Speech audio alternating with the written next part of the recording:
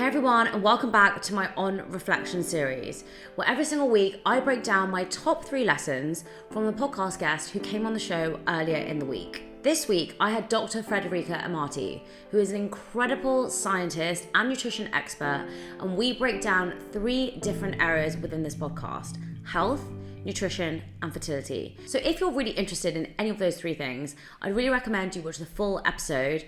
Or if you're here today to learn my top 3 insights, thank you so much for tuning in. And if you can do me a tiny little favor and press that subscribe or follow button, it would honestly mean the world to me. This episode is honestly packed with so much valuable information, but I really wanted to share my first lesson, which I think can be applicable to everyone, and that is health is personal and not perfect. What I really loved about this episode is that Dr. Federica really emphasized some key things that we all need to be doing. We all know we need to eat more fruits and vegetables. We all know we need to eat more plants in our diet, nuts and seeds. And she said that there are particular diets that you can follow, especially if you're trying to have a baby. But what I really love that she said is that we've got to stop demonizing foods. A little story is actually when she came to the studio, I was having a cake. I had a salad for lunch, and then in the studio, one of the girls there makes really incredible homemade cakes. So I had a slice. And when she came, I said, "Oh gosh, you're seeing me eat my cake and not my salad." And she said to me, "Wait, why did you just say that? That's not a big deal. You had a salad and now you're having a homemade cake, which isn't store-bought. It's not filled with all of these artificial flavors and sweeteners. It's something that someone has made. What's bad in having that?" And I think it's really confusing with all the information out there right now. We've never been in an age where we have so much access to so much information. And by the way, different people say different things. It's because different people do believe different things. One of the most controversial videos that went viral for me last year was when I asked Rhiannon Lambert, who's also a nutritionist, about the number one easiest thing that we can all do for our health. And she said, love your freezer. And she said, keep your frozen fruits and your vegetables accessible in your freezer, not hidden behind your ice cream, so that you can use them every single day in your meals. Now, for some reason, that went totally viral. But it had a lot of controversy because in Ayurveda, a lot of people think that you shouldn't have frozen foods and you should always have warm, fresh foods. Some people say that frozen food and fresh food is really good for you because it's frozen at the source. So there is a lot of conflicting information, but I also think you have to work out what works best for you and your lifestyle. And this is exactly what Dr. Federica said. So when you watch the episode, she really breaks it down very clearly. And I think it's really easy to follow. And what she says is that we've overcomplicated health. Try not to eat ultra-processed foods. Try not to eat junk food. You know what junk food is. But I think the fact that health is so personal is so important here. And this is why when I do Q&As on my Instagram and people ask me, what do you eat in a day? How many calories do you eat? I never ever reply and I never ever share what I eat in a day because it's so personal. I personally have a very big appetite. Both Nicola and I eat exactly the same foods and generally the same portions. Sometimes I do eat more. But that's my body right now. When I'm older, that might change. For someone else, that might not be possible. And so comparing yourself to other people's lifestyle or the wellness trend that's happening right now is just not gonna work. You've got to figure out with your body what works for you and what doesn't. And a really great way to do this is to test. If you're feeling really tired, if you're lacking energy, if you're feeling really sluggish, try and see what foods you're eating on a regular basis and then try and alter those. When I did a podcast actually with a gut specialist, Megan, if you haven't watched that episode, it's amazing. She told me that I need to be eating more nuts and seeds. So now in the morning when I have my avocado on toast, I always put seeds in there. When I make a salad, I always add nuts and seeds. Those were things that I was lacking and I wasn't really adding loads of things in. And I'm not gonna lie, I do feel way more energetic. I also think you can make a mistake with supplementing, and that's what I wanna talk about next from what I learned from Dr. Federica, is that supplements are not a replacement. So often we think we can take all the supplements in the world and not change our diet. And let me tell you, this is completely incorrect.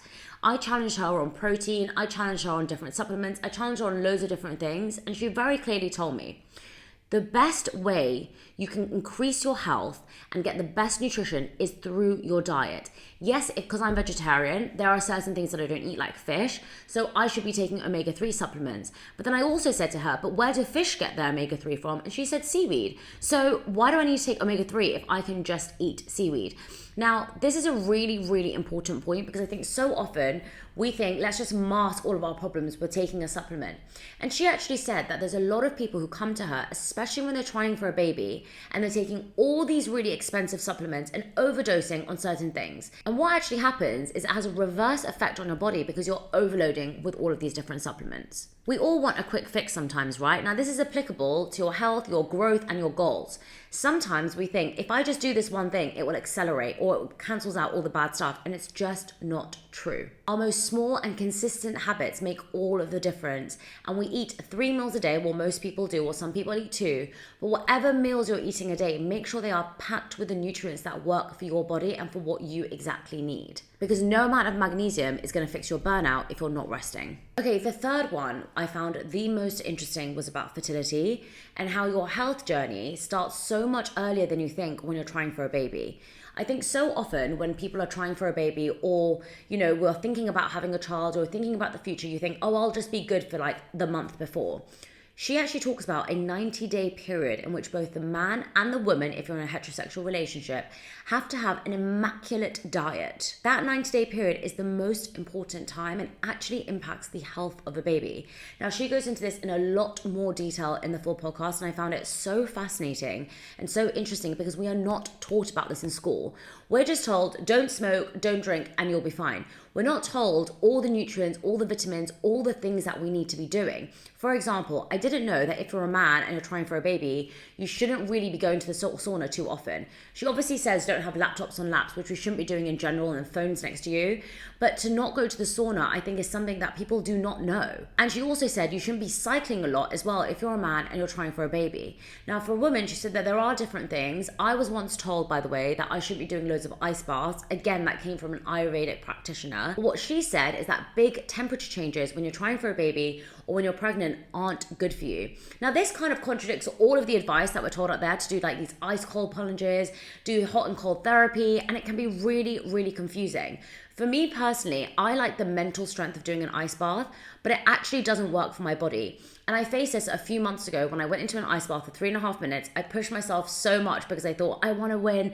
I want to compete. I was actually competing with Nikhil, and I really wanted to outdo him in this ice bath. Now, for the rest of the day, I felt freezing and I had to have a 3-hour nap in the day, and I felt so terrible. It did not do me good to be in an ice bath for 3.5 minutes. Now, a lot of people told me, you shouldn't really be doing that because you should be doing 30 seconds or a minute. It has the same effect on your body in terms of the positive effects.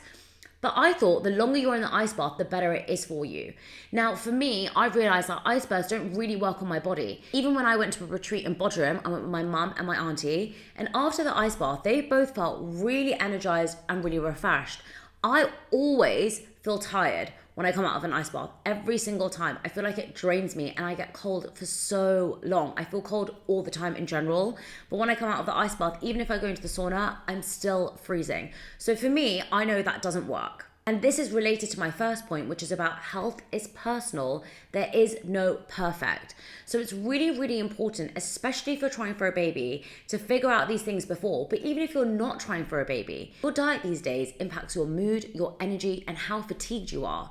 So if you really want to tackle those 3 things, which I think a lot of people are focused on right now, really figure out which diet works for you. And by diet, I don't mean weight loss.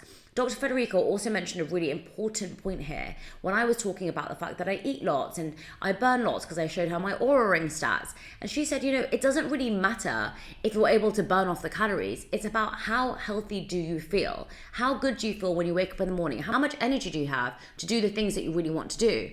A lot of the time, people are not visibly fat on the outside, but they are visibly fat on the inside. And someone who may seem really healthy is actually really unhealthy on the inside. I think this last point about what we do before really matters is so, so important. And it's not just important just for if you're trying for a baby or for your health. Think about your career, think about your relationships. The work that you do before really impacts those things, whether it's preparing for an interview or whether it's working on yourself before a relationship. Everything we do before the thing that we're striving for really, really matters. And I thought this was such an powerful point from her. So my 2 journal prompts for you. What area of your health or your life have you been outsourcing to experts on wellness or trends? And what have you been ignoring when you should have been listening to yourself? I think this is a really powerful question. And with the ice bath thing, it was such an important thing that I had to realize. Even though it's a big wellness trend at the moment, it doesn't work for me. I push myself so many times to do it, but it doesn't work for me. And sometimes you can feel as if you're not trying hard enough, or, it is so difficult and everyone feels cold and everyone finds it difficult, but it doesn't energize me. So why do I keep on doing it? So really think about here, which trends or things have you been following blindly when you actually don't feel like they're giving you any benefit? And my second question is, what small action can you take this week to invest in your future self? Not a quick shortcut, not something easy, not another supplement you can buy for £100, but what can you really do this week that's going to invest in your future self and your future health?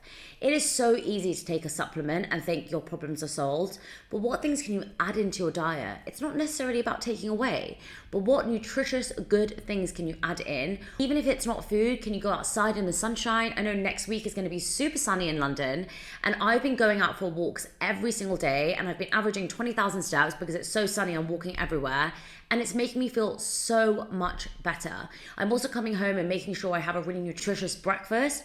And for me, these small changes can really make all the difference. So let me know your answer to those 2 journal prompts. I really hope that this episode has helped you. And I really hope that you like these weekly short snippets of my favorite lessons that I've learned from the podcast guest. If I'm honest, there were so many that I could have said from this episode. So if you do want to watch this episode, you can watch it next, straight after this. I will see you on Tuesday for another very, very special episode. Thank you so much for all your support and have an amazing weekend.